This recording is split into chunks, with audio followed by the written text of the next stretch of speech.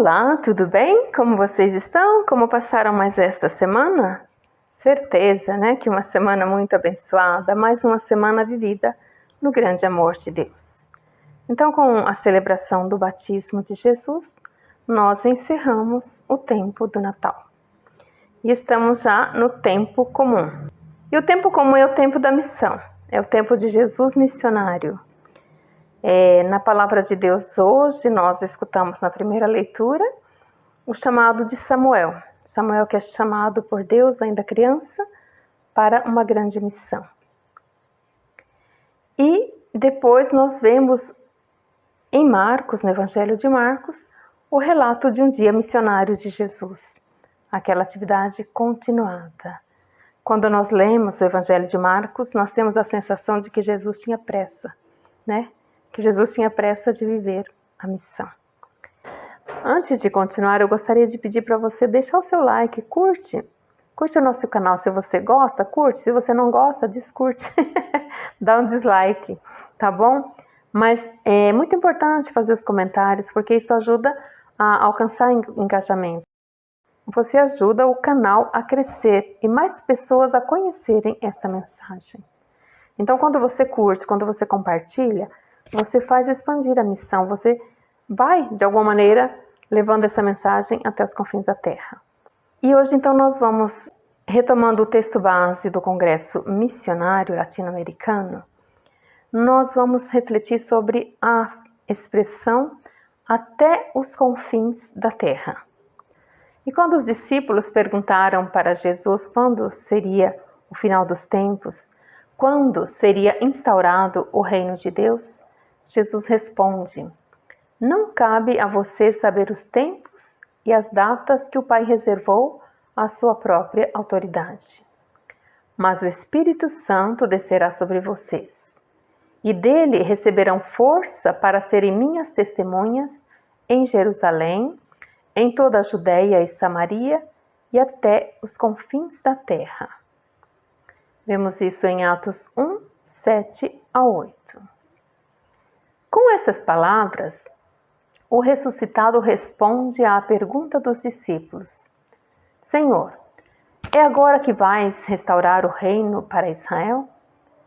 Jesus apareceu-lhes depois da ressurreição para falar do reino de Deus durante 40 dias.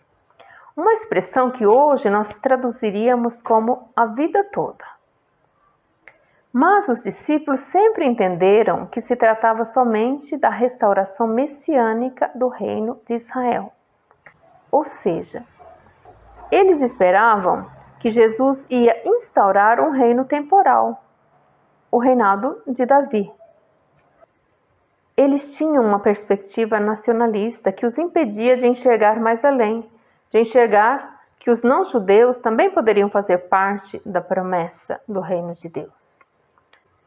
Então, com essa visão que eles tinham, essa visão nacionalista, que era própria do povo judeu, de que eles eram o povo escolhido, o povo eleito, não estava claro que a promessa de Jesus ia para além do povo de Israel, que o reino de Deus era muito mais amplo.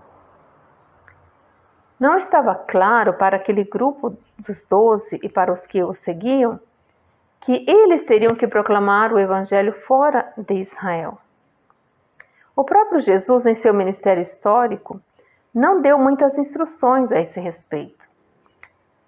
E eles demoraram bastante para compreender e amadurecer uma visão mais ampla, que pudesse incluir a todos. Esse sofrido caminho de amadurecimento, que Lucas acredita à ação do Espírito Santo, é o grande projeto do livro dos Atos dos Apóstolos. Aqui, os confins do mundo se propõem como um horizonte, como um desafio para ser uma igreja em saída. Então, quem ainda não fez uma leitura dos Atos dos Apóstolos, seria muito interessante pegar e fazer uma leitura de todo o livro. Ler pausadamente, ler prestando atenção na ação do Espírito Santo, prestando atenção na ação missionária, em como a igreja dos Atos dos Apóstolos é uma igreja em saída. Fica-se muito claro que o autor dos Atos traça um itinerário que parte de Jerusalém, que passa pela Judeia e a Samaria e vai até os confins da terra. Não é somente um percurso geográfico de expansão da Boa Nova, mas é, sobretudo e ao mesmo tempo, um processo interior de mudança, de abertura, de aprendizagem, de assimilação das perspectivas do Evangelho por parte dos discípulos. Eles estiveram com Jesus durante todo o tempo de seu ministério, até a morte da cruz. Mas será que eles compreenderam verdadeiramente a mensagem de Jesus?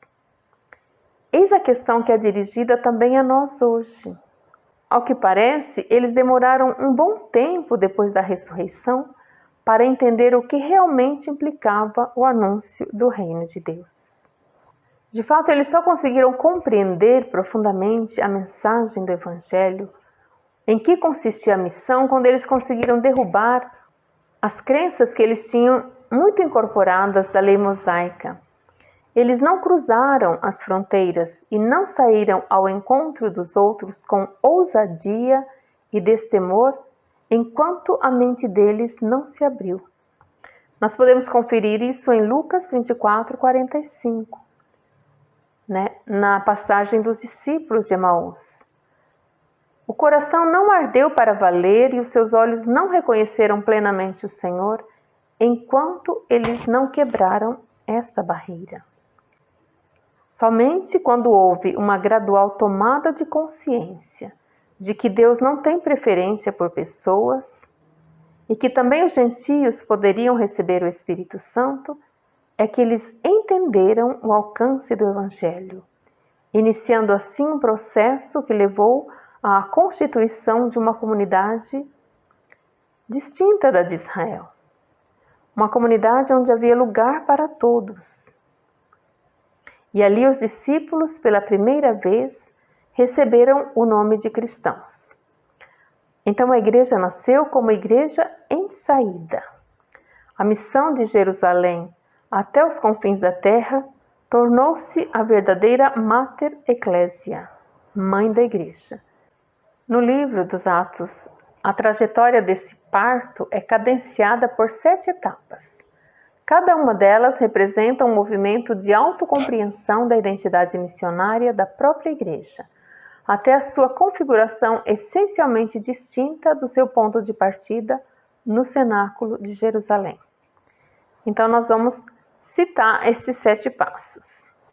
Então o primeiro passo foi antes de Pentecostes, o segundo, Pentecostes, o terceiro, Estevão, o quarto, Felipe, o quinto, Cornélio, o sexto, Antioquia, e o sétimo, a missão aos gentios. Então vejamos estes 7 passos. Antes de Pentecostes, no começo, encontramos os discípulos de Jesus reunidos, ouvindo o ressuscitado falar-lhes sobre o reino de Deus. Atos 1:3. Essa comunidade vê a si mesma como o verdadeiro Israel, típico ideal dos movimentos de renovação surgidos no interior do judaísmo, e o reino de Deus como a restauração política do reino de Israel. A eleição de Matias, o 12º apóstolo, tinha o sentido de recomposição do grupo chamado a julgar as 12 tribos de Israel. Alguns anos mais tarde, Herodes manda matar à espada o primeiro apóstolo, Tiago, irmão de João. Mas não houve nenhuma reposição para restabelecer o número dos 12, sinal de que algo já havia mudado. Pentecostes. Não aconteceu uma segunda vinda de Jesus como os discípulos tanto esperavam. No entanto, o Espírito desceu em línguas de fogo sobre cada um deles. No entanto, não há uma mudança radical de visão. Ainda reina a perspectiva da restauração de Israel. Quem ouve as palavras de Pedro são todos judeus ou prosélitos. Não há nenhum pagão. A irrupção desta seita messiânica é percebida como parecida aos essênios e aos fariseus. Frequentavam diariamente o templo, colocavam em comum seus bens Eram estimados pela população, agregavam discípulos, eram felizes. E não havia nenhum sinal que implicasse uma ruptura com as tradições judaicas. Estevão. Aparece pela primeira vez dois grupos, um de origem grega e outro de origem hebraica. Duas línguas, duas culturas, uma mais conservadora, outra mais aberta. Entra em cena a liderança de Estevão, o líder do grupo dos gregos. Preso e conduzido até o Sinédrio por afirmar que Jesus destruiria o templo. Acaba apedrejado, muito provavelmente com a participação de cristãos vinculados ao templo. Desencadeia-se uma perseguição maior contra o grupo dos gregos do que contra o grupo dos apóstolos. A missão nasce do exílio e da perseguição. Felipe. Felipe é um dos 7 diáconos expulsos de Jerusalém a empreender a missão pelo mundo afora. Felipe anuncia o evangelho aos samaritanos, que tinham antigas rixas com os judeus, e vai além. Por iniciativa divina, ele se aproxima de um eunuco, dos confins da terra, alto funcionário da rainha da Etiópia. Felipe lhe explica as escrituras e o batiza, com uma interpretação cristológica do 4º canto do servo de Javé. Uma história cheia de implicações para a missão que alcança pela primeira vez os tementes a Deus, impossibilitados de fazer parte do povo eleito. Aí vem Cornélio. O episódio da conversão do centurião, inimigo de Israel, e de sua família é central na narração dos Atos. Primeiro foram os samaritanos, depois os tementes a Deus, e finalmente, agora é a vez dos pagãos serem feitos partícipes das promessas messiânicas. Os confins da terra começam a ser alcançados. As novidades são expressas pelo próprio Pedro como uma surpresa. E ele diz: de fato, só agora estou compreendendo que Deus não faz diferença entre as pessoas. Atos 10, 34. Logo após, para espanto de todo mundo, o Espírito desce sobre os pagãos, da mesma forma que desceu sobre os apóstolos. Antioquia. A narração de Lucas avança ainda mais. Aqueles que se haviam espalhado por causa da perseguição chegaram à cidade de Antioquia. Pregaram a palavra inicialmente aos judeus. Contudo, alguns, de própria iniciativa, começaram a pregar também aos gregos. A mão do Senhor estava com eles, e foi grande o número daqueles que abraçaram a fé. Atos 11, 21. Pela primeira vez, os membros da comunidade recebem o nome de cristãos. O movimento de Jesus começa a tomar um rumo que nem se poderia imaginar antes de Pentecostes. O próprio ideal do reino de Deus assume agora outra perspectiva. É nesse momento que, historicamente, nasce a igreja como algo distinto de qualquer movimento judaico. E por fim o ponto 7, a missão aos gentios. Os 17 capítulos restantes dos Atos dos Apóstolos pintam a imagem de uma missão em expansão, que começa com o envio de Barnabé e Saulo, Atos 13, 4, dirigido aos gentios em continuidade com a missão aos judeus. Fica, porém, sempre mais claro que, diante da progressiva recusa dos judeus, os pagãos se tornam os interlocutores privilegiados, abrindo assim novos desafios e novos horizontes.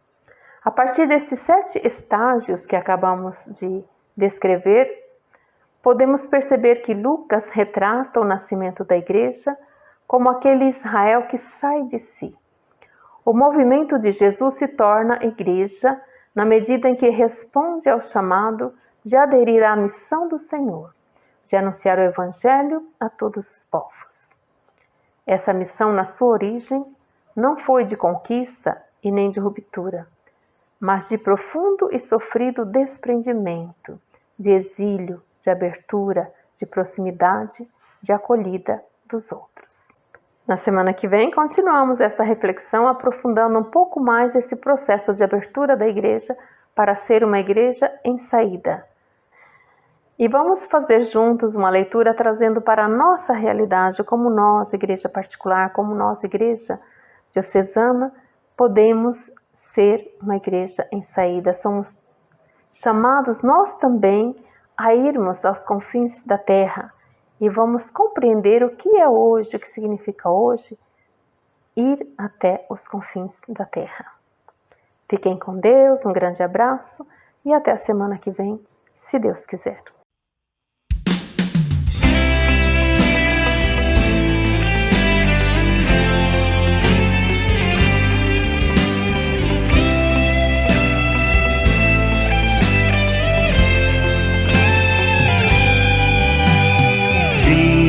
A alegria de ser missionário. Recebi de Jesus esta linda missão, mas a América é grande, há pouco operário. Vou fazer romaria, fazer mutirão, mas a América é grande, há pouco operário. Vou fazer romaria, fazer mutirão. Então Jesus é missão, a igreja é missão, e então a vida é missão, o amor é missão. Então Jesus é missão, a igreja é missão, e então nós somos missão, missão local. Vivo a alegria de ser missionário neste mundo marcado por tantas feridas. Há um povo que vive um duro calvário. Vou levar no meu barco a palavra da vida. Há um povo que vive um duro calvário. Vou levar no meu barco a palavra da vida. Então Jesus é missão, a igreja é missão, e então a vida é missão, o amor é missão. Então Jesus é missão, a igreja é missão, e então nós somos missão continental.